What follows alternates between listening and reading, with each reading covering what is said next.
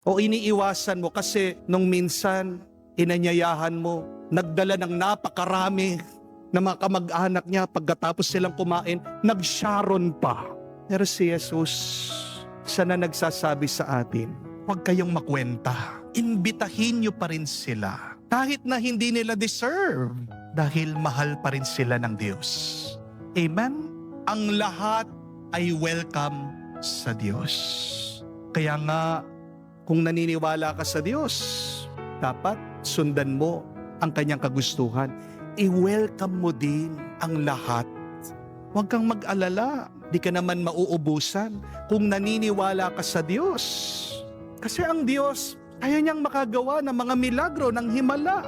Di ba? Siya nagpaparami ng biyaya. Kapag nag-aalala ka na nauubusan ka, anong ibig sabihin?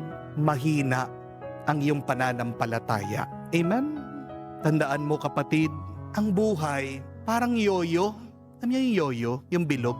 Kailangan dalawa yung parte ng yoyo, dalawa yung banda niya no?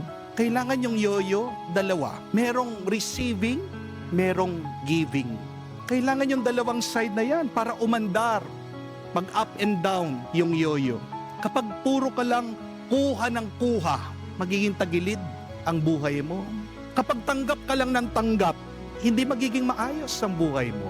At yung mga get lang ng get sa buhay, alam nyo, bulok yung buhay ng mga yan.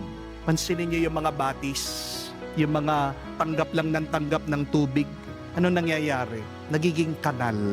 Nagiging estero, puno ng basura, barado, nabubulok. Dapat ang batis,